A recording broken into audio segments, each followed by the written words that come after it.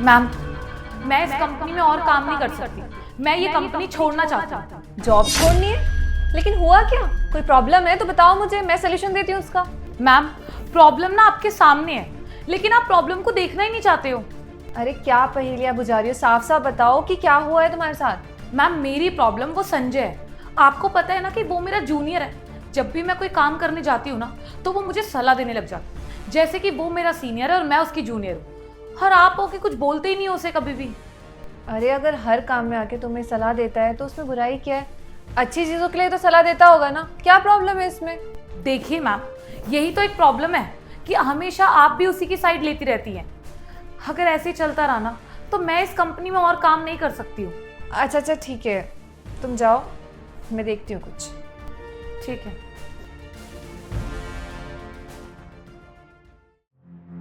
May I can ma'am? आ जाओ। Ma'am, मुझे आपसे कुछ बात करनी है। कहो, क्या कहना है? मैम, मुझे ना एक प्रॉब्लम है। अब तुमको क्या प्रॉब्लम है? तुम्हें भी जॉब छोड़नी है क्या? हाँ मैम, मैं यहाँ पे काम नहीं कर सकता। दिक्कत क्या है ये तो बताओ, क्यों छोड़नी है जॉब? मैम, वो संजय की वजह से ना मेरा यहाँ काम करने का बिल्कुल भी मन नहीं करता। संजय से ऐसी क्या प्रॉब्लम है तुम्हें? मैम, वो मेरा जूनियर है, पर मुझे ना हर बात पे सलाह देता रहता है, मेरे काम के बीच में आता रहता है। और मुझे एक बात समझ नहीं आती, वो आपके यहाँ जब भी आता है आप उसे छुट्टी दे देती हैं, और मैं आता हूँ आप मुझे मना कर देती हैं। आप इस तरह का भेदभाव क्यों करती है मैम? मानो ना मानो मैम, मुझे ऐसा लगता है कि वो आपका ना चहेता बन गया है। आपसे वो कुछ भी बोलेगा ना आप मान लेंगी, पर हम कुछ बोलेंगे ना आप उसको नहीं मानेंगी। इसलिए अगर ऐसा भेदभाव चलता रहा ना, तो मैं यहाँ काम नहीं कर सकता। अच्छा ठीक है, तुम जाओ, मैं शाम तक इसका कोई ना कोई सोल्यूशन ढूंढती हूँ। ठीक।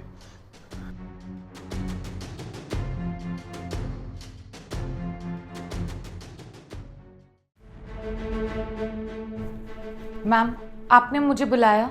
हाँ साक्षी, बुलाया मैंने तुम्हें।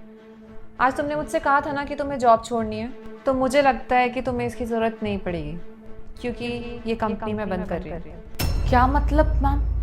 वो एक्चुअली क्या है ना, हमारी कंपनी पिछले कुछ महीनों से लॉस में जा रही है, जिसकी वजह से मुझे बहुत नुकसान हो रहा है और मैं अपने एम्प्लॉय की सैलरी नहीं दे पाऊँगी अब। तो इसलिए तुम कोई दूसरी जॉब ढूंढ लो, क्योंकि यहाँ तो अब रहने का कोई फ़ायदा नहीं है, क्योंकि कंपनी तो बंद हो रही है।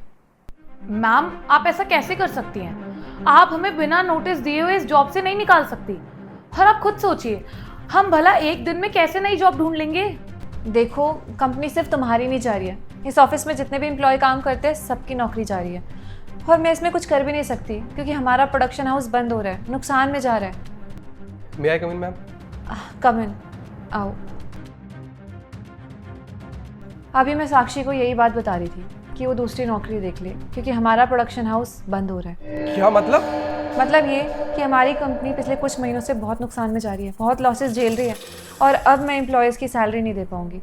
अब ये प्रोडक्शन हाउस कुछ दिनों में बंद हो जाएगा, मेरे हाथ में कुछ भी नहीं रहेगा। तो मैं तुम लोगों को यहाँ पे रख के तुम लोग का नुकसान नहीं करवाना चाहती, इसलिए तुम लोग अपनी दूसरी नौकरी देख लो। मैम, ऐसे कैसे हम नई नौकरी ढूंढेंगे? और आपने हमें एकदम से बताया, ऐसे नौकरी मिलना तो बहुत मुश्किल हो जाएगा हमारे लिए। अरे तुम लोग समझ क्यों नहीं रहे हो? अगर कंपनी का नुकसान हुआ है तो बता के थोड़ी हुआ है, और कोई भी नुकसान बता के नहीं होता है। मैं तुम्हें पहले इन्फॉर्म कर रही हूँ कि तुम लोग दूसरी नौकरी देख लो। अब मेरे हाथ में कुछ भी नहीं है, और मैंने संजय को भी बुलाया था, वो भी तक आया क्यों नहीं? हाँ आओ संजय।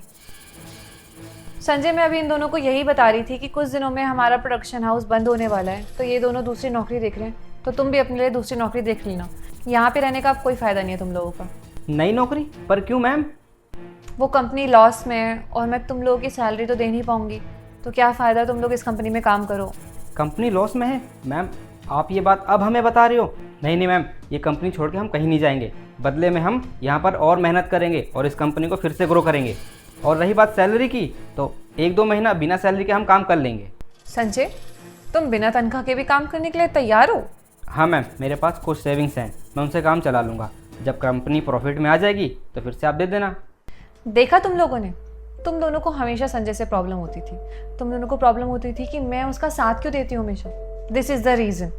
आज हमारी कंपनी लॉस में जा रही है, तो इसने अपना नुकसान ना देख के कंपनी का साथ देने का सोचा, और तुम दोनों को जैसे पता चला कि कंपनी का नुकसान हो रहा है, तुम दोनों ने तो दूसरी नौकरी ढूंढने का प्लान कर लिया था, है ना?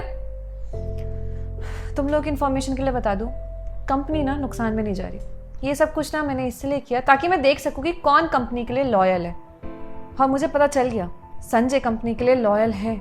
ये अपनी कंपनी को ऊंचाइयों तक पहुंचाने के लिए कुछ भी कर सकता है। तुम लोगों को प्रॉब्लम थी कि तुम्हें संजय आके सलाह देता है कि ये ऐसे मत करो, वैसे करो। वो ऐसा क्यों करता था? क्योंकि वो चाहता था कि काम अच्छे तरीके से हो। अगर तुम लोग खुद अच्छे तरीके से काम करते तो शायद उसे तुम्हें इंटरप्ट करने की या कुछ कहने की ज़रूरत ही नहीं पड़ती। तुम लोगों ने तो उसे मौका दिया है ना। देखो, पहली बात तो ये, कोई भी कंपनी ना उसके एम्प्लॉय से चलती है। जब तक एम्प्लॉय साथ मिलकर अच्छे से काम नहीं करेंगे ना, तो कंपनी चल ही नहीं सकती है।